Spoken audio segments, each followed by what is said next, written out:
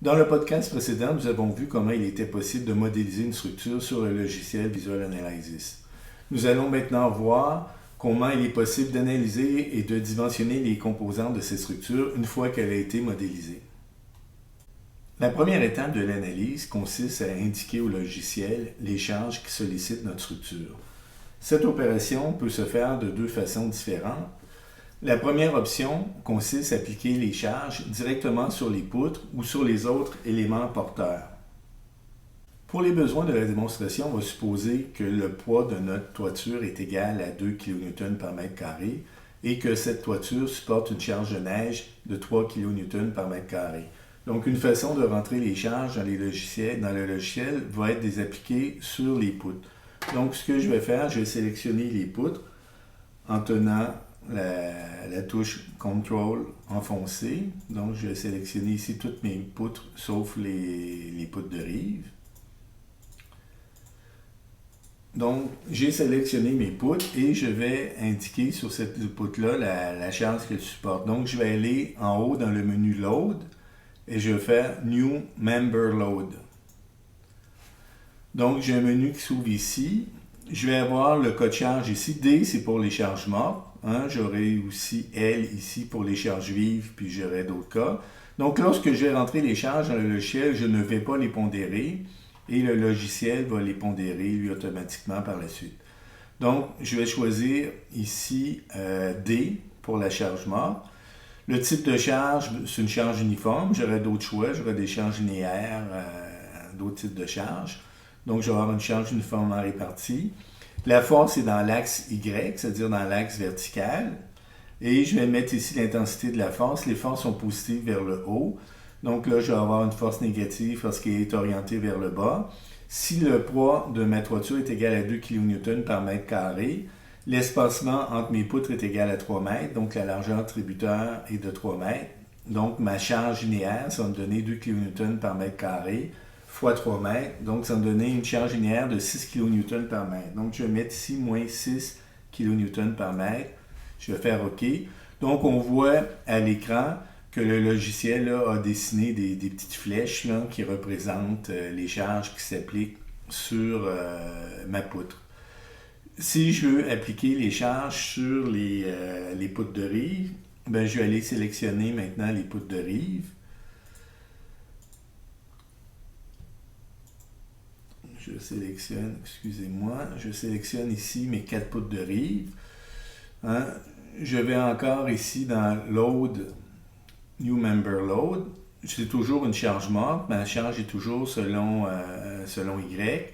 Et dans ce cas-là, mon aire tributaire est 2 fois moins grande. La largeur tributaire, c'est 1,5 m. Donc, ma charge va être de moins 3 kN par mètre. Donc, j'appuie sur OK. Donc, on voit ici les petites flèches qui représentent là, la charge qui est appliquée sur chacune de mes poutres.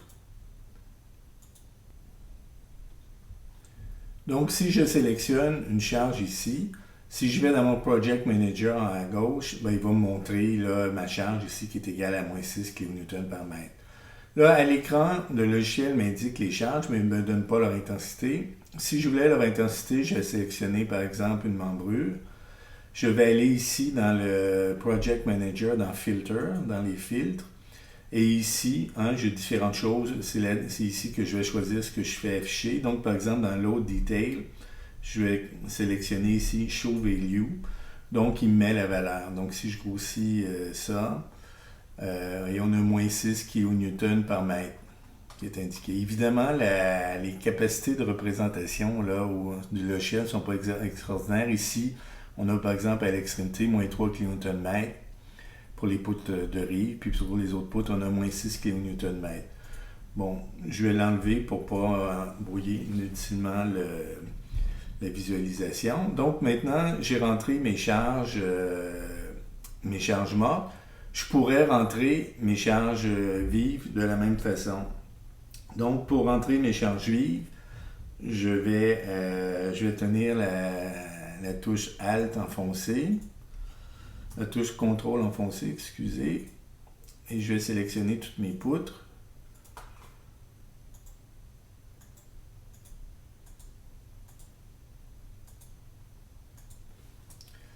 et je vais aller dans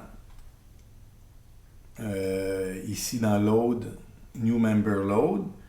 À ce moment-là, je vais choisir L. C'est-à-dire L, c'est pas une charge vive, c'est toujours une charge uniforme, la force est toujours vers le bas. Dans ce cas-là, j'ai une charge de 3 kN par mètre carré fois la largeur tributaire de 3 mètres. Ça va me donner une force de moins 9 kN par mètre. Donc, je vais faire OK. Et pour mes poutres de rive, ma charge va être 2 fois plus faible. Donc, je fais la même opération. Je fais New Member Load. Je mets ici L. Et je vais mettre force en Y. Je vais mettre moins.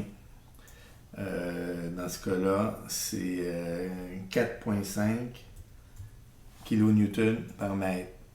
Donc ici, je suis venu indiquer au logiciel les charges qui sollicitent ma poutre. Au niveau de la visualisation, ici, si je vais dans l'eau, on voit ici le menu, l'encadré. C'est là où je vais choisir qu'est-ce que je veux faire afficher.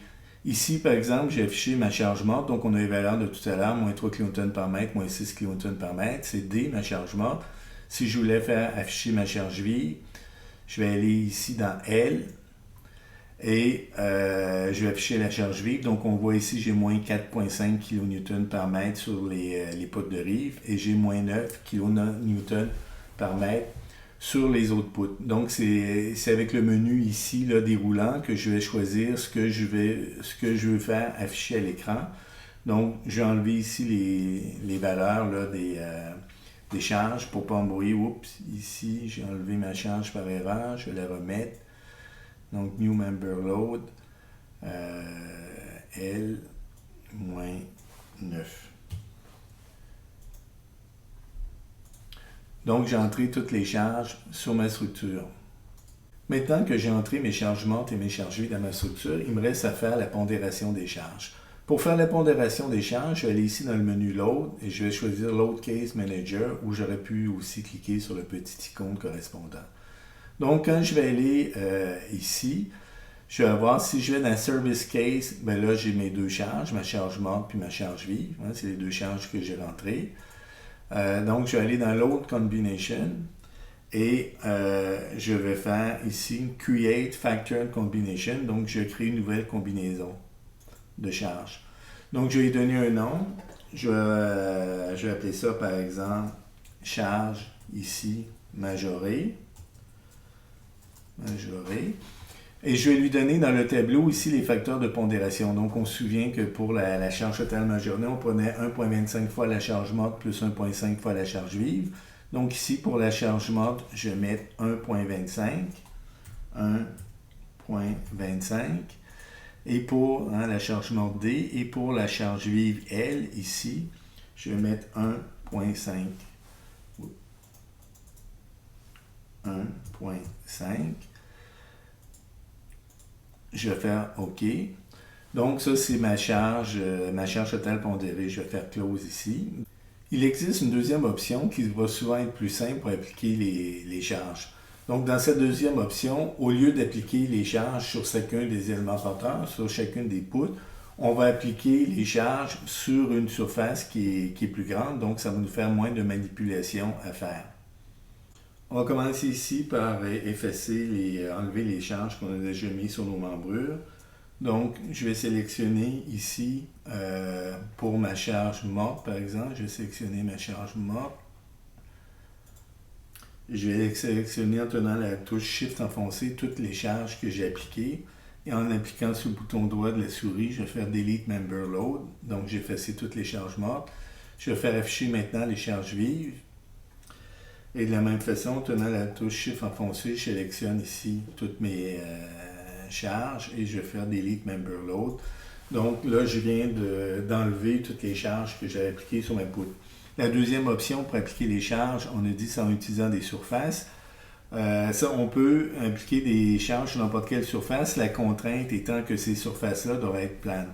Donc, dans mon cas, je vais appliquer des charges sur la surface de la toiture, qui est une surface plane. Donc, je vais aller ici en haut à gauche de l'écran le troisième petit icône ici qui est écrit Set Drawing Mode Draw Area qui va me permettre de tracer une surface. Donc je vais cliquer sur le premier point, je vais regarder ma souris enfoncée, je vais venir ici cliquer sur le deuxième point, le troisième point, le quatrième point, puis je vais venir compléter la base. Donc là on voit que le logiciel m'a dessiné une surface qui est représentée en rouge, qui représente une surface plane. Cette surface-là n'a pas de signification physique, donc c'est pas un pontage, ça n'a pas de matériaux, ça n'a pas de réalité physique. C'est une représentation virtuelle qui me permet tout simplement d'appliquer mes charges plus facilement. Donc, plutôt qu'appliquer les charges sur chacune des petites poutres individuellement, je pourrais l'appliquer sur l'ensemble de ma surface. Donc, je vais sélectionner ici ma surface et je vais aller dans Load, New Member Load. Excusez, c'est pas... Je vais aller dans Load, puis je vais faire New Area Load. Donc, je vais mettre une pression uniforme. Ici, c'est une charge vive. Donc, dans le cas de la charge vive, ma charge vive était de 3 kN par mètre carré, donc 3 kPa. Donc, ici, je vais rentrer 3 kPa. Une valeur négative parce que mes charges sont dirigées vers le bas. Donc, je vais faire OK. On voit ici qu'il m'a représenté la charge là, en mauve là, sur le pourtour de ma surface. Hein? Ici, on la voit en vert. Donc, ça représente ma charge qui est appliquée ici. Je clique dessus. Ben, si je regarde dans le Project Manager à gauche, je vois que ma pression est bien ici de moins 3 kPa, hein, la charge que j'ai appliquée là-dessus. Je vais faire la même chose pour la charge morte. Donc, je vais aller ici faire afficher D. Je vais sélectionner mon aire et je vais aller ici faire New Area Load. Donc, je vais sélectionner ici D, la charge morte. Ma charge morte était égale à 2 kN par mètre carré ou 2 kPa. Donc, je vais faire moins 2 kPa. OK. Donc, c'est la même chose. Ici, si je sélectionne, j'ai mon aire.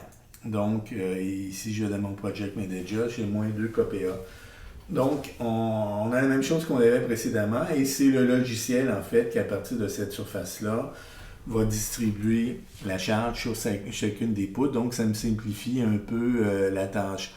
Je vais aller faire ma combinaison de charge. Donc, ici, dans Load Case Manager, comme j'avais fait précédemment, je vais faire Create Factor Combination. Je vais refaire charge majorée, par exemple. Et je vais mettre ici mes facteurs de pondération. 1.25 pour la charge morte. Et puis ici, 1.5 pour la charge vive. Donc ici, j'ai modélisé ma structure et j'ai indiqué au logiciel les charges qui la sollicitent. Avant de passer à l'analyse structurale proprement dite, il me reste à vérifier la façon dont les charges que j'ai appliquées sur la surface que j'ai définie vont être transmises aux éléments porteurs. Donc pour faire ça, je vais sélectionner ici l'aire que j'ai définie là, pour appliquer ma charge et je vais aller dans Project Manager et je vais voir que si je regarde ici Span Data, j'ai deux options. Je peux avoir une charge qui est répartie, ici c'est indiqué two-way, donc une dalle bidirectionnelle, c'est-à-dire que lorsque j'ai appliqué la charge sur ma surface, elle va être répartie dans les deux directions horizontales X et Z, comme une dalle de béton armé par exemple, ou bien je pourrais choisir one-way, où ma charge va être transmise uniquement dans une direction, soit la direction X, soit la direction Z. Si je mettais ici, par exemple, la direction Z, on a ici les axes X, Y, Z, donc Z est dans ce sens-là. Ça signifierait que toute la charge que j'applique sur ma surface ici va être transférée dans cette direction-là jusqu'aux éléments porteurs. Si je vais ici dans Filtre, si je sélectionne ma charge, ici, je vais dans Filtre, et je pourrais lui demander ici, Generate Load, dans Load Detail, hein, Generate Load, il va m'afficher ici mes charges. Donc, dans ce cas-là, je m'aperçois que la charge que j'ai appliquée sur ma surface va se transmettre selon l'axe Z jusqu'aux éléments porteurs. Les éléments porteurs, dans ce cas-là, ça va être mes treillis en acier.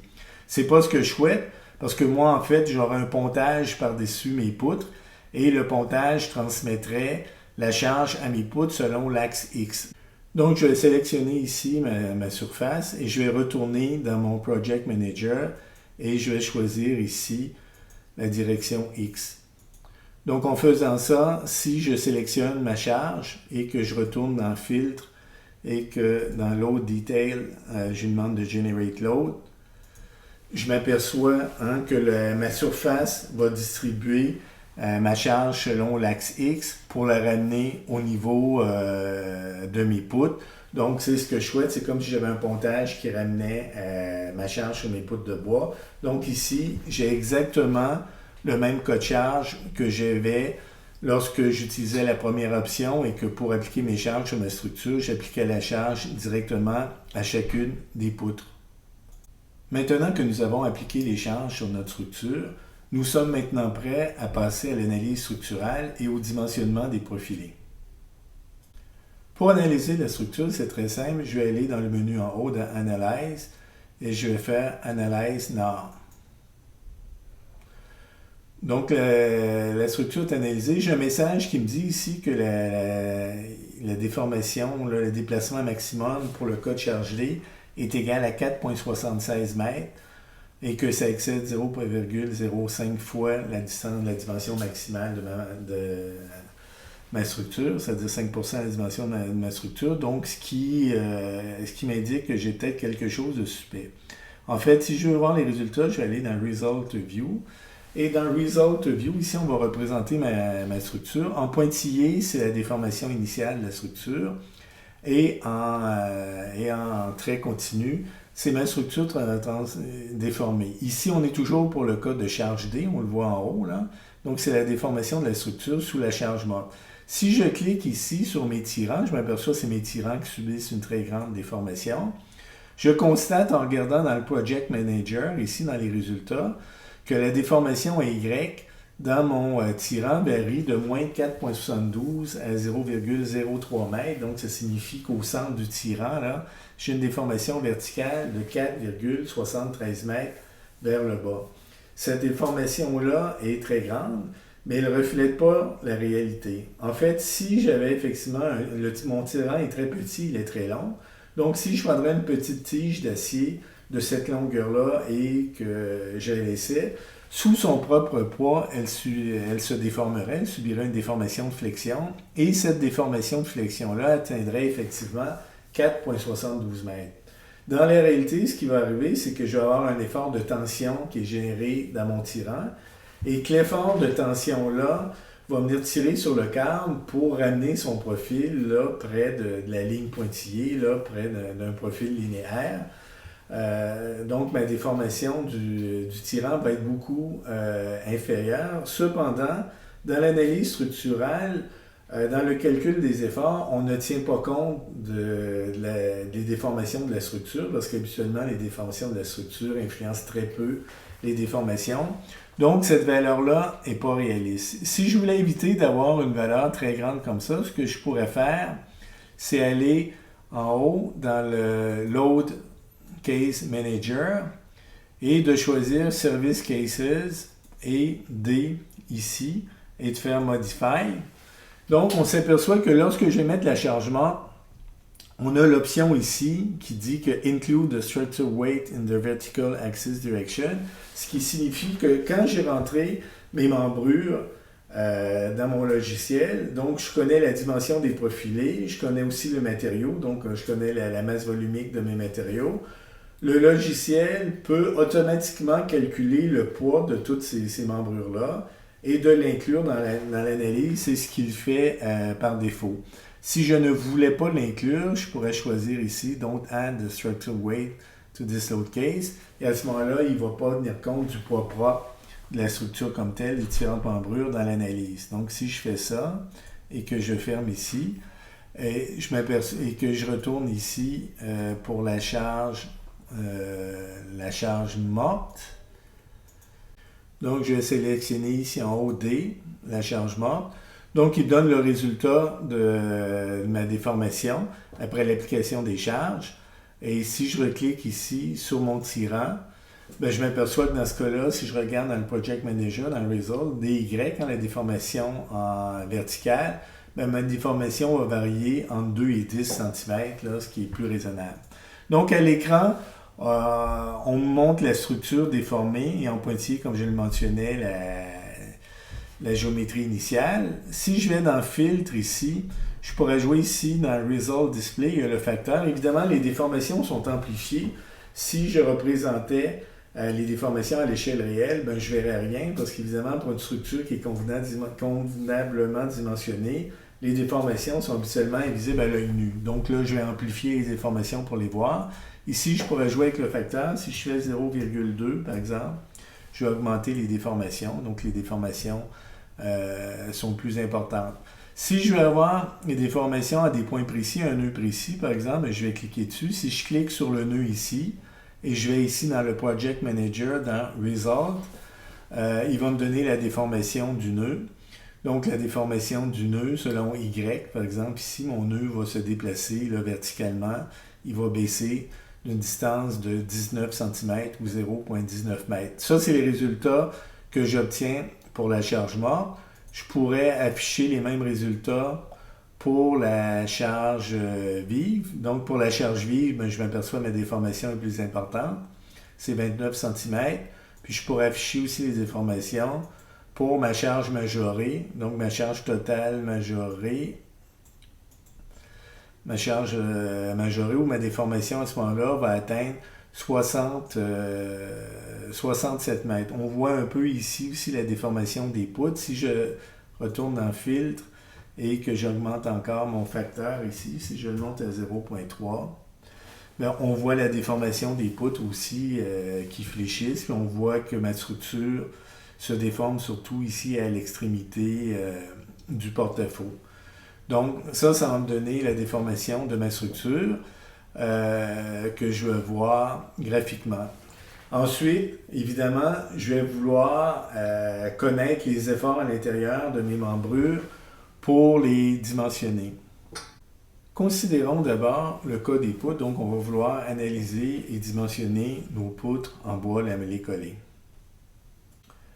Lorsque je suis dans la fenêtre Résultats, ici en bas, Result View, je peux choisir qu'est-ce que je veux faire afficher à l'écran. Donc, actuellement, ce qu'on a ici, c'est le Picture View, c'est la structure, hein, avec sa déformation. Si je m'intéresse aux poutres, à mes poutres en bois lamellé collé, ces poutres-là vont être essentiellement sollicitées en flexion. Donc, ce que je vais demander ici, dans le menu, je vais demander d'afficher les efforts de flexion. Donc, les efforts de flexion, ça va être ici Member M indice Z Diagram, donc ce qui va me donner mes diagrammes de moments fléchissants dans toutes les membrures de ma structure. Donc, je vais appuyer là-dessus. Et j'ai ici mes diagrammes là, de moments fléchissants dans mes membrures. J'ai ici mes différents cas de charge. Ça, c'est pour ma charge totale majorée. Donc, c'est le résultat pour ma charge totale majorée. Je pourrais avoir le résultat uniquement pour la charge morte ou uniquement pour la charge vive. Moi, ce qui m'intéresse, évidemment, c'est la charge totale majorée pour dimensionner mes membrures. Donc, je vais choisir ici charge majorée. Donc, il me donne ici les valeurs du moment fléchissant dans toutes les membrures de ma structure. Souvent, ça ne sera pas très lisible parce que j'ai plein de trucs superposés, de chiffres superposés. Donc, pour rendre ça plus lisible, je pourrais utiliser ici la fonction cote. Donc, je peux couper dans certains plans. Je m'aperçois ici que mes efforts de flexion sont les mêmes dans toutes mes poutres. Évidemment, je suis dans les mêmes conditions, sauf sur les poutres d'extrémité où j'ai des efforts plus petits parce que l'aire tributaire est plus petite.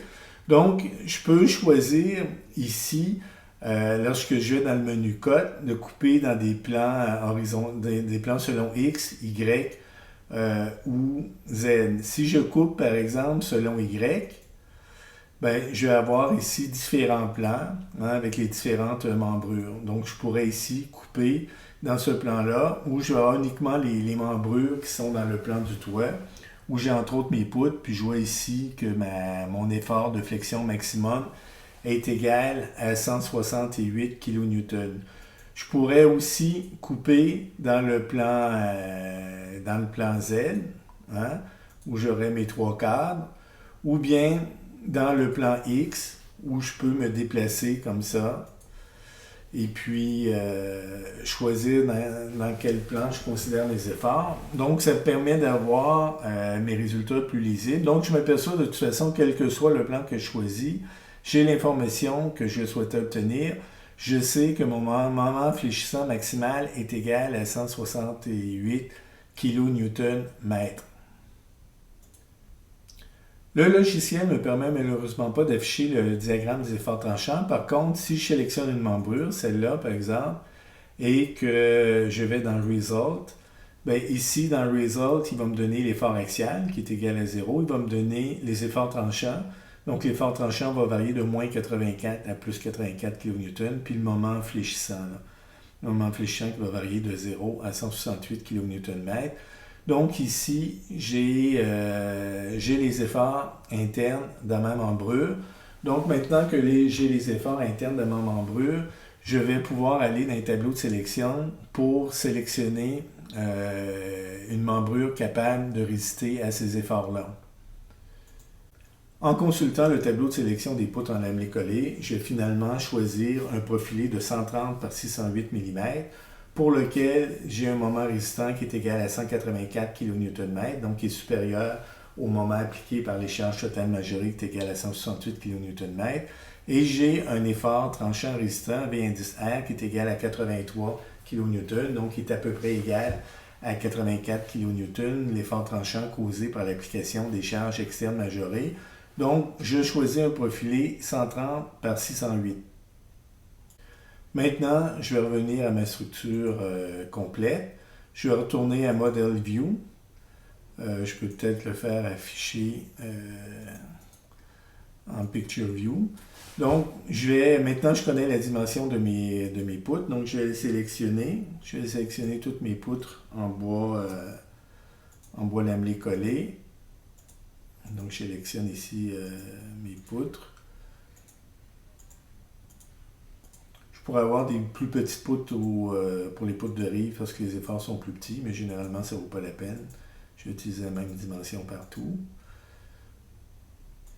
Donc, j'ai sélectionné mes poutres. Je vais aller maintenant dans Modify. Je vais aller ici dans Matériel, bon, c'est du bois. Ici, je vais aller choisir le bois lamelé collé. Donc ici, j'ai les valeurs dans le système anglais.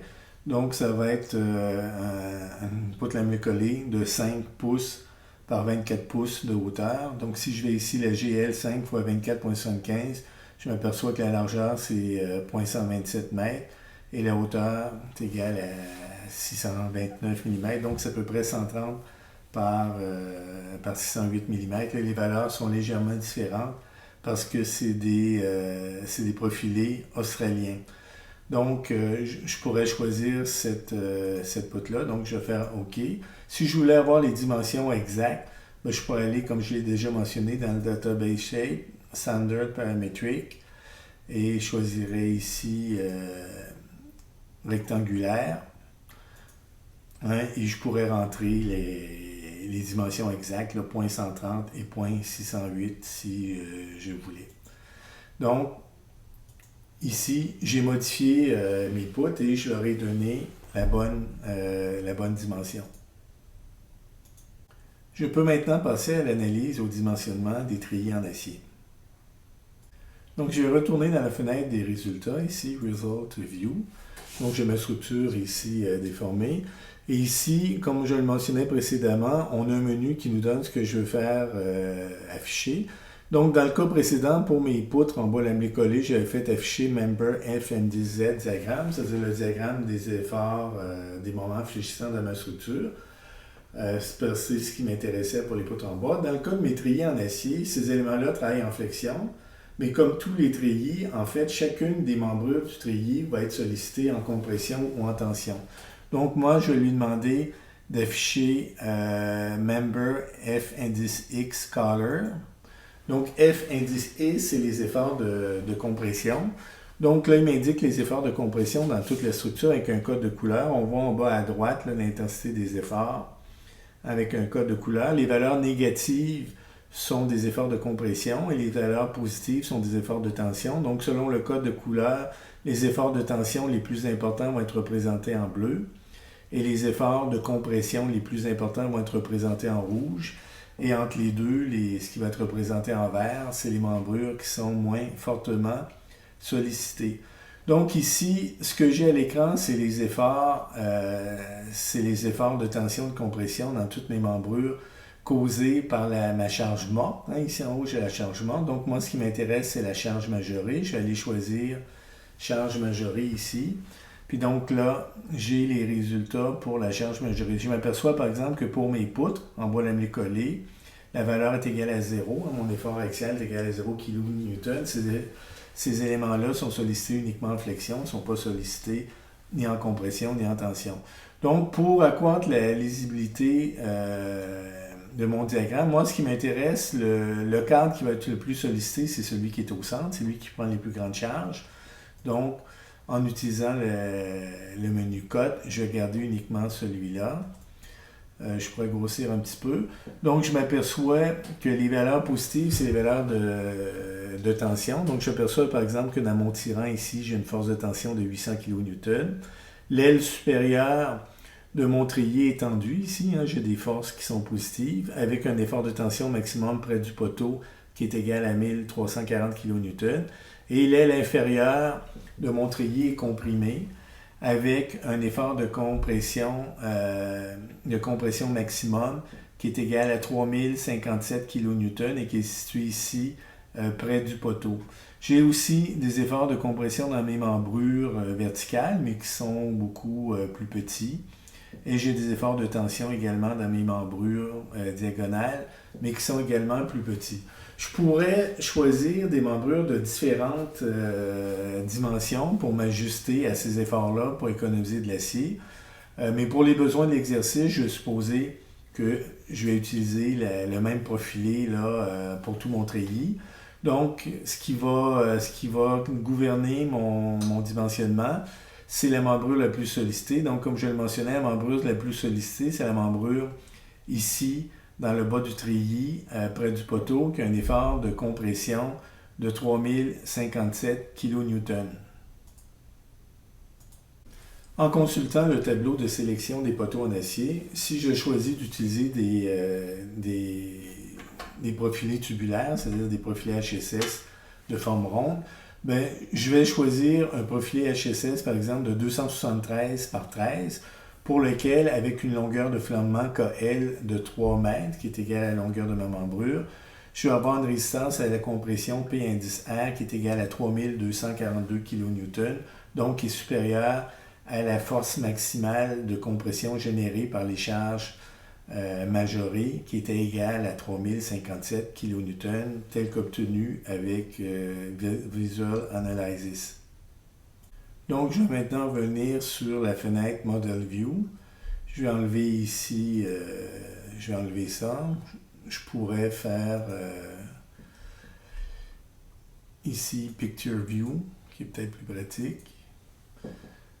Donc, je vais sélectionner maintenant toutes mes membrures qui constituent mon treillis en acier.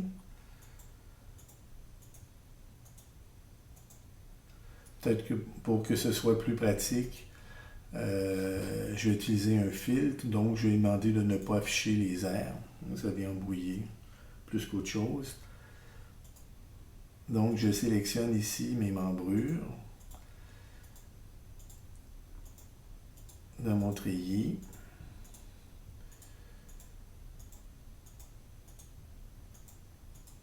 Donc j'ai sélectionné ici le premier treillis. Je vais faire la même chose pour les autres ici.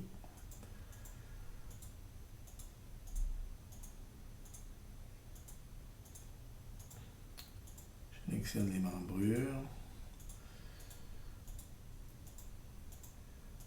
Mon deuxième treillis. Je peux venir me déplacer pour aller chercher les membrures là, qui étaient cachées. Donc, je sélectionne celle-là. Je vais venir sélectionner ici les membrures du dernier treillis.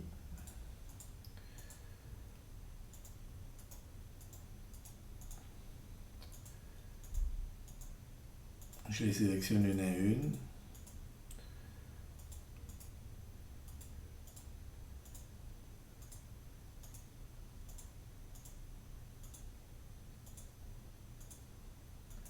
Donc, j'ai sélectionné ici toutes les membrures de mes treillis. Je vais aller dans Modify. Donc, je vais aller ici dans la base de données. Et je vais choisir mon profilé. Donc, je vais descendre ici. Donc, c'est 273 par 13. Donc, je sélectionne ici mon profilé 273 par 13. Et là, le logiciel a remplacé toutes mes membrures par le nouveau profilé que je viens de dimensionner. Nous pouvons maintenant passer à l'analyse structurale des poteaux. Pour dimensionner les poteaux, on va donc aller dans le Result View et on va faire afficher les efforts axiaux. Donc, on va aller ici faire afficher les Member FX Color. Bon, si on veut isoler le poteau qui nous intéresse, le poteau le plus sollicité, c'est le poteau du centre. Donc, on va aller ici dans Cut. On va choisir dans le plan X, puis on va prendre le troisième plan. Donc, on a isolé ici notre poteau du centre. Là, il faut faire attention. En haut, ici, on a la charge morte. Donc, on va s'assurer ici qu'on va aller chercher les résultats pour la charge totale majorée. Donc, pour la charge totale majorée, on constate que le poteau, ici, le plus chargé au centre, a une force de compression de 2665 kN. Donc, ça, c'est la force de compression maximum de notre poteau. Maintenant, comme notre poteau est encastré au sol, il peut développer aussi il peut résister à des efforts de flexion. On va aller vérifier. Donc, on va retourner ici dans le menu d'affichage et on va lui demander à ce moment-là d'afficher les Member MZ diagrammes. Donc, il nous met les diagrammes de flexion. On va faire la même chose. Ici, dans Cut, on va prendre le troisième plan pour que ce soit plus lisible. Et on voit que notre poteau, ici, au centre, va résister à un moment de flexion de 86,1 kN/m. Donc, on doit choisir un profilé qui résiste à la fois à un effort de compression de 2665 kN et à un effort de flexion de 86,1 kN. Maintenant qu'on connaît les efforts dans le poteau, on peut utiliser les tables de dimensionnement pour choisir un profil adéquat. Donc, en consultant les tables, on va retenir en fait un profil. On va choisir un profil W310 par 107. Pour ce profilé-là, si on regarde le petit dessin en haut à droite de l'écran, on voit un peu le profil de déformation du poteau. Donc, notre poteau est encastré à la base. Il est encastré aussi à son sommet parce que l'attache avec le treillis de la toiture empêche toute rotation. Par contre, le sommet peut se déplacer latéralement. Donc, si on va dans les notes de cours, pour ce cas-là, le cas d'un poteau qui est encastré à ses deux extrémités, mais dont le sommet peut se déplacer latéralement, on va trouver que la valeur de K est égale à 1. La longueur du poteau entre les fondations et entre le treillis est égale à 4,5 m. Donc, notre KL va être égal à 4500 mm. On a trouvé avec Visual Analysis que l'effort maximum de compression dans le poteau, P indice F, est égal à 2665 kN et que l'effort de flexion maximum, M indice F, est égal à 86,1 kN/m. En allant dans le tableau de sélection pour un profilé de 310 par 107 avec une longueur de flambement KL de 4500 mm, on va trouver, là, on l'a encadré ici à l'écran, une valeur de résistance à compression, P indice R, de 3154 kN. Et si on va dans le bas de l'écran, on va trouver que pour ce profilé-là, la résistance en flexion du profilé selon l'axe phare, le MR indice X, va être égal à 550 kN. Évidemment, on a orienté notre poteau pour que son axe phare soit orienté dans le sens où j'ai de la flexion. Donc, il nous reste à vérifier l'équation d'interaction, donc P indice F sur P indice R plus M indice F sur M indice R. Si je fais ce calcul-là, je vais trouver que c'est égal à 0,84 plus 0,16, donc c'est égal à 1, ce qui signifie que mon choix est adéquat, que mon poteau est capable de résister aux charges qui lui sont imposées. Dans ce cas-là, je m'aperçois que mon poteau est sollicité à 84% de sa résistance à la compression et à 16% de sa résistance à la flexion. Donc, il travaille comme un poteau-poutre, mais il travaille beaucoup plus comme un poteau que comme une poutre. On pourrait dire, là, en simplifiant, qu'il travaille à 85% comme un poteau et à 15% comme une poutre. Si je retourne maintenant sur Visual Analysis, je vais sélectionner tous les profilés qui forment mon poteau. Ici, comme ça. Et je vais choisir le nouveau profilé. Donc, je vais dans ma base de données ici, pour l'acier. Donc, je vais choisir W310. W310 par 107. Donc, ici. W310 par 107. On a à droite là, la forme de notre poteau. Là. Donc, j'ai remplacé ici mon poteau par le profil adéquat. Il me reste maintenant à vérifier les tirants. Si je vais ici dans Result View, donc je vais lui demander d'afficher les efforts axiaux, c'est-à-dire Member FX Color. Je vais vérifier ici, là, il me remet la charge mode. Je vais vérifier que j'ai bien les résultats pour la charge majorée. Et je peux utiliser aussi un fil dans le plan Z pour garder que le cadre du milieu qui est le plus sollicité. Et je vais m'apercevoir dans ce cas-là que dans les tirants, mon effort de tension maximum est situé dans la partie verticale à gauche de la structure et il est égal à 1318 kN. Dans les exercices qu'on a fait précédemment dans le cours, on a vu que pour dimensionner un tirant, le diamètre du tirant doit être supérieur ou égal à la racine carrée de 4 fois T indice F, l'effort de tension maximum dans le tirant, divisé par pi fois phi fois F indice T. Donc dans ce cas-là, c'est 4 fois 1 318 000 newtons, l'effort maximum de tension de notre tirant, divisé par pi, divisé par 0.9 et divisé par 350 newtons par millimètre carré si on utilise de l'acier doux de charpente usuel. Donc, ce qui nous donne un diamètre minimal de 72,9 mm. Si je reviens à Visual Analysis, je vais donc sélectionner tous mes tirants sur le Model View. Donc, je les sélectionne ici. Et je vais ici aller dans ma banque de profilés.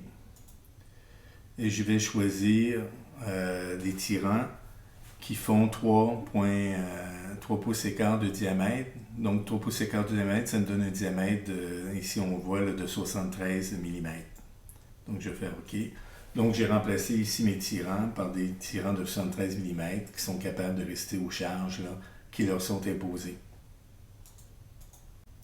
Je dois ici faire une mise en garde. Lorsque on modifie les dimensions des membrures, on modifie la rigidité des différentes composantes de la structure, donc c'est possible que les efforts internes soient également modifiés. Dans le cas où on a une structure isostatique, généralement, la modification de la taille des membrures a peu d'influence sur les efforts internes, mais lorsqu'on a une structure hyperstatique, la modification, la taille des membrures va modifier la rigidité relative des différentes parties de la structure et ça peut avoir un effet important sur les efforts internes. Donc, dans ce cas-là, lorsqu'on va modifier les dimensions des membrures, ça va souvent modifier les efforts. Donc, on va choisir de nouvelles membrures adaptées à ces nouveaux efforts-là. Le choix des nouvelles membrures va encore modifier les efforts, etc. Donc, un processus itératif où il va peut-être falloir changer 2, 3 ou 4 fois les dimensions des membrures jusqu'à ce qu'on arrive à quelque chose de satisfaisant. Donc, attention, si vous avez des structures hyperstatiques, la modification des membrures peut peut-être modifier les efforts internes et vous obliger là, à revoir votre choix. Pour notre exemple, comme notre structure est isostatique, ça n'aura pas beaucoup d'incidence. Ça va avoir un léger effet sur les efforts là, dans le poteau et dans les treillis. Si je vais, par exemple, dans Result View et que je lui demande d'afficher les efforts axiaux, le Member FX Colors, si j'isole, par exemple, ici, dans l'axe Z, le plan du centre qui est plus sollicité, je m'aperçois, là, je suis pour les charges mortes. Si je retourne mettre la charge majorée, je m'aperçois que précédemment, lorsque j'avais dimensionné ma structure, mon effort maximal était dans les membrures près du poteau ici. est égal à 3057 kN. Maintenant, on voit que cet effort-là, légèrement augmenté, est égal à 3172 kN. Je pourrais par exemple tout sélectionner mes membrures de mon treillis et changer leur dimension pour un profilé de 178 par 13. Ok, donc j'ai changé ici toutes mes valeurs. Donc maintenant, je suis à 178 par 13. Si je retourne à Result View, ici, je fais toujours afficher les valeurs axiales.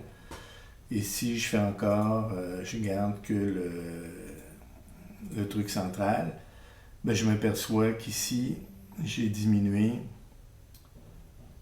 Je vais remettre ma charge majorée. Donc, j'ai diminué mes efforts là, à 1773, qui est inférieur à la résistance en compression de mes profilés HSS 178 par 13, qui est égal à 1932 kN. Donc, ce profilé-là est suffisant. Donc, je l'ai fait une fois, puis j'arrive au bon résultat. Dans certains cas, je devrais répéter ce processus-là un certain nombre de fois jusqu'à temps d'arriver à un résultat satisfaisant. Il nous reste maintenant une dernière étape pour compléter notre dimensionnement. Cette étape-là consiste à vérifier que les déformations de notre structure demeurent en deçà de seuil raisonnable. Donc, si on regarde notre structure a une portée par rapport au point d'appui des poteaux. Là. La structure est en porte-à-faux et une portée de 18 mètres.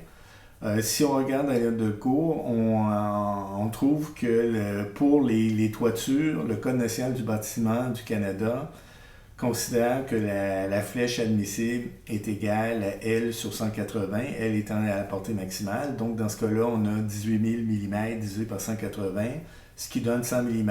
Donc, selon le CNB, la flèche maximale à l'extrémité du porte-à-faux est égale à 100 mm. Si on revient à Visual Analysis, on va retourner dans Result View. Et on a ici la déformation de notre structure. Donc, à l'œil, on voit que la déformation maximale est vraiment au bout du porte-à-faux ici, là, sur le treillis central. Donc, on va essayer de sélectionner ici le nœud. Donc, j'ai sélectionné ici le nœud à l'extrémité du porte-à-faux. Ce qui m'intéresse, c'est les déformations causées par la charge vive non majorée. Donc, actuellement, on a des déformations causées par la charge morte. Je vais aller dans mon menu ici, puis je vais sélectionner L, c'est-à-dire la charge vive non majorée. C'est ce que je veux prendre en compte pour les déformations. Donc, je vais aller dans Result, ici, dans Project Manager. Et dans Result, j'ai la déformation en Y, ici, qui est égale à 0,09 m. Elle est négative parce que la déformation vers le bas. Donc, ça signifie qu'à l'extrémité de mon porte-à-faux, ma structure subit une déformation de 90 mm, ce qui est satisfaisant puisque ma déformation admissible était égale à 100 mm. Donc, j'ai maintenant complété l'analyse et le dimensionnement de ma structure. Si la déformation avait été trop grande, ben, j'aurais modifié